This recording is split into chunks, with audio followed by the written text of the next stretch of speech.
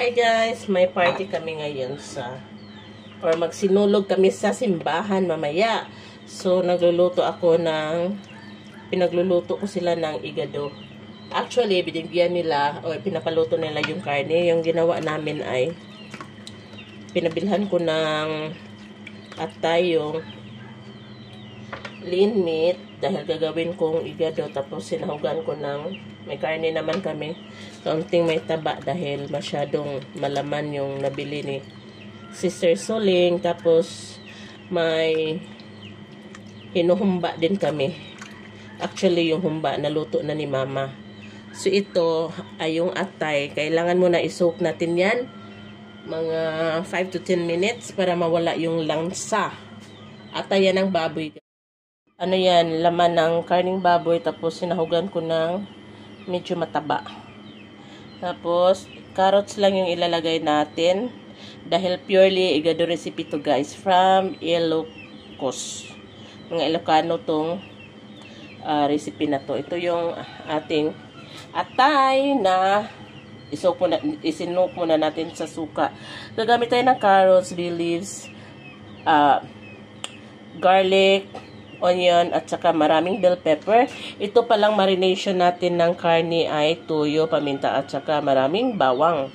So, start na tayong magluto for today's vlog. Igisa lang natin tong bawang.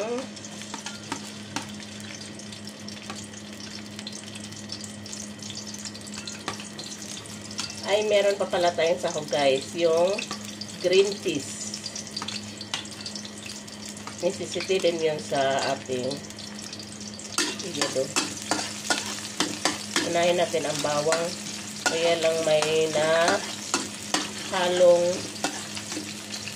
onion. Lagay na lang din natin yung onion.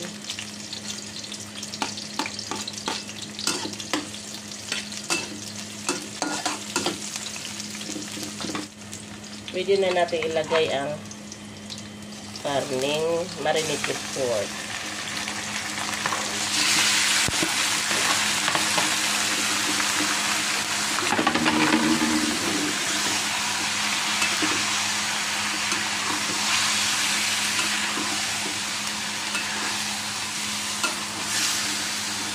Hindi na tayo maglagay ng tubig dahil kusang labas ng tubig ang karning baboy.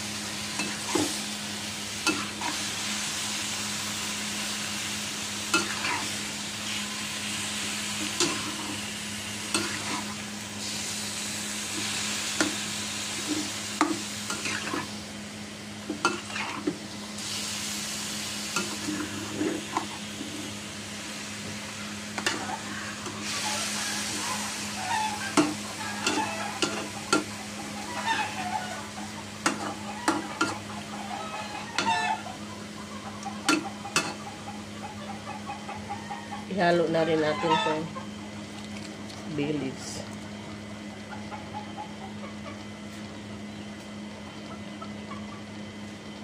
Magdagdag na din tayo ng paminta.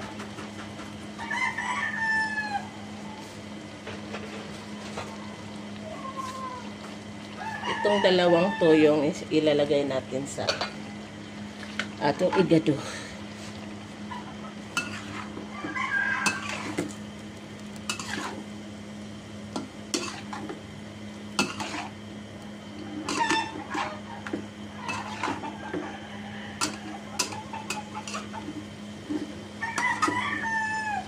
Tingnan nyo guys, after a few minutes, magtutubig talaga yung ating karne. Juice yan ng pork.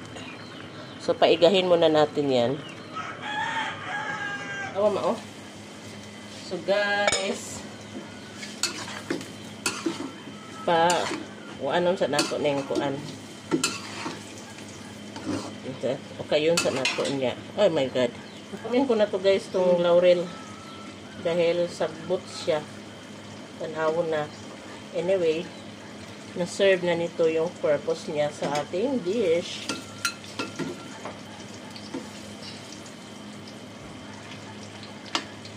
Lagyan ko na yan ng sarap isa. Tapos matabang pa, Dagdagan natin ng patis para maging masarap. Para ito. Di kita pa kayo. Kasi marami pang gulay ang ilalagay natin. Matilawin sa kuno mabe. Diba, I mean, wako mo yung patilaw sa kuan. Ako ara ba nga, matilawan ni mo ang... Tinawin ko, ilan mo? Ito ba? Ang gamay, rapitaw. Para ka.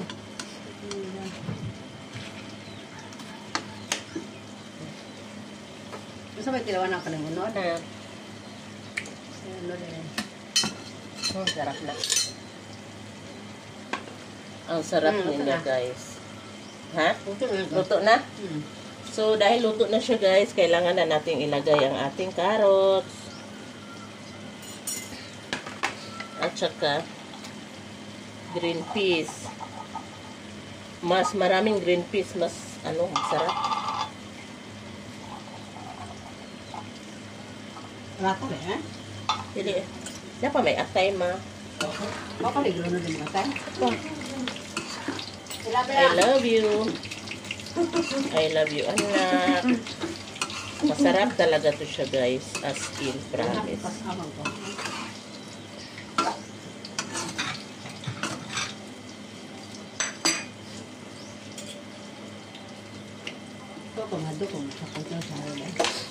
At saka, takpan muna natin bago natin ilagay yung atay. Yung atay kasi is madali lang maluto. Palutuin muna natin yung carrots bagya. Ilagay na natin yung atay na hinugasan natin, guys. Hinugasan natin ito para mawala yung langsa. Ayan. Magtutubig to siya ng kusa. Pandami sa kukuan na, be. Suka, kalihog, please.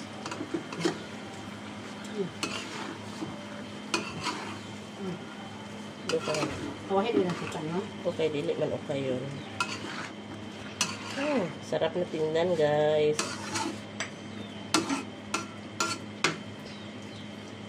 Tapos maglagay tayo ng suka. Pero, wag nating hahaluin hanggat di paluto yung suka.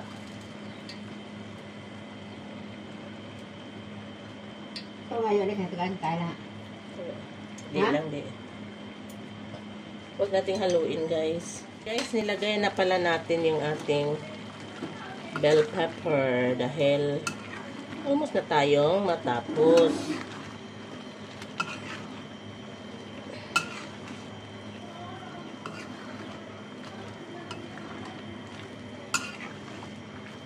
Iwan ko kung magandang klaseng atay ba to.